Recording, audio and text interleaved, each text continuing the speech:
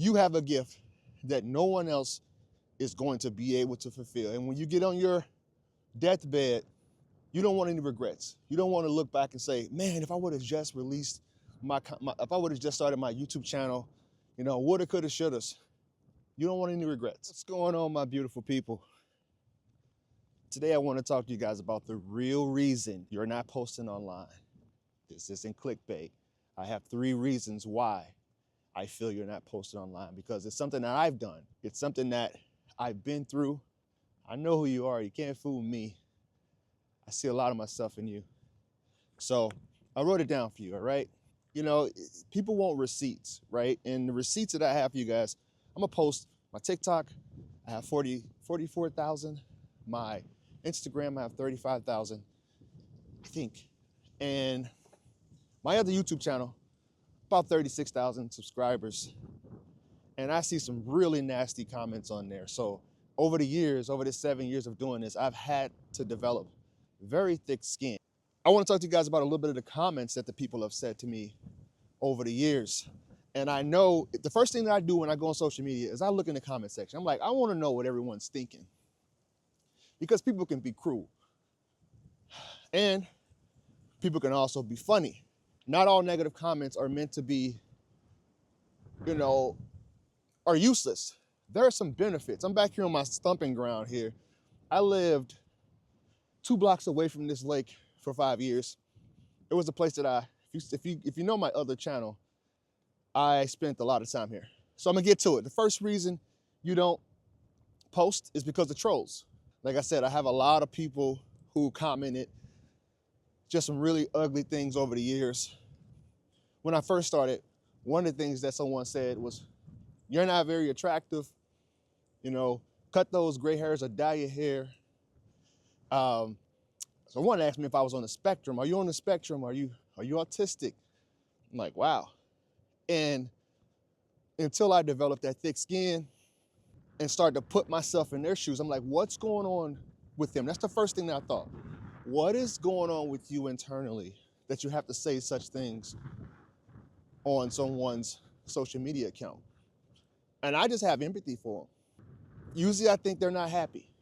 And if you're someone that's thinking about posting online, this is the first thing you really have to get under control, which is try not to judge. Try not to judge other people.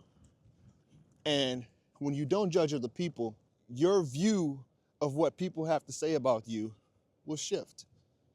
I don't know if that's law. I just know it worked for me. It might work for you. Hopefully that's something that's going to stop you from, feeling a certain type of way about what people have to say about you and your content, because you're here for a reason. You're here for a purpose.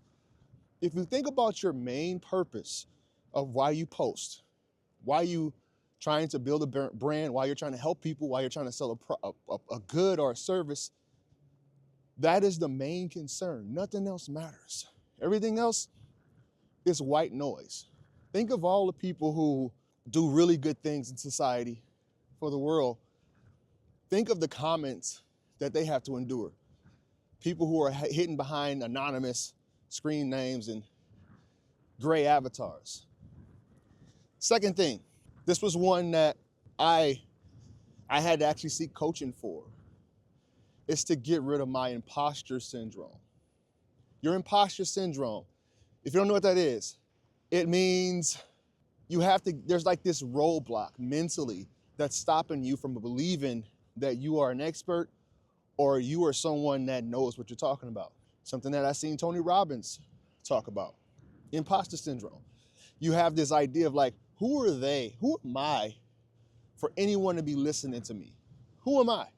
There's a quote that goes, shoot for the moon, because even if you miss, you'll still land amongst the stars.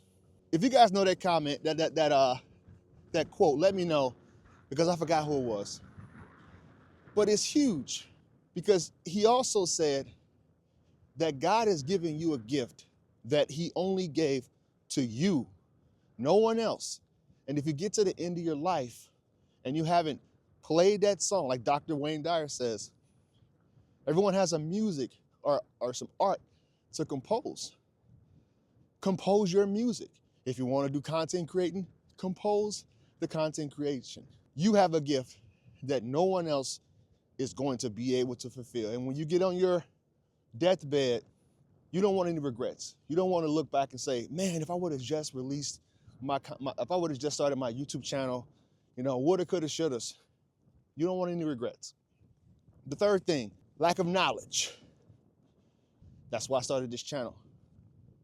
I want you guys to walk through what I go through as I'm able to post in my community here. I can't do it yet till I have like 500 subscribers. I'm gonna start showing you receipts. I'm gonna start posting things that my other channels are going through, some of my journey, helping you on your journey. I can actually talk to you guys normally instead of having to release a long form video. Lack of knowledge. What skills do you need to learn? I can tell you that you really don't need fancy equipment or anything. I talked in my other video about how I'm thinking about going back to this right here. This phone I'm using, this is all I need. This wireless mic, that's all I need. You don't need anything extravagant. You don't have to be like your local news team with anything crazy. All right, so I'm gonna pull back here, let you guys know a little bit about YouTube. November 2021, YouTube hid the dislike button publicly. Why did they do that? I believe they did that because people weren't posting or were afraid to post because of all the negative comments, all the dislikes.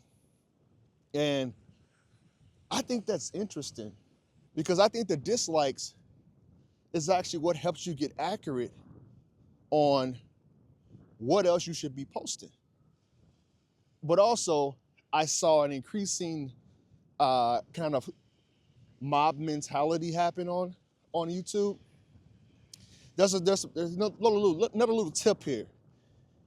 I've seen across the different platforms people be more rude and disrespectful. For example, YouTube has always been kind of like a safe haven for me. It's like my most authentic community. People are very nice, very kind, very healing in the niche that I post in. But the people from TikTok, Instagram, and even people that are coming over on YouTube Shorts that aren't your community, that are the most rude and just people that throw rocks in your community. Just a little side note. Subscribe to the channel if you want to grow with me, if you want to kind of soak in my wisdom and my knowledge about what I learned here on YouTube. The different platforms, honestly, I'm thinking about really scaling back and quitting them. Not quitting. That's just me. I still get people who come over from YouTube that want to talk to me. Scaling back. I'm doubling down on YouTube for 2026. Thank you guys for being here. I love you, and I'll see you in the next video.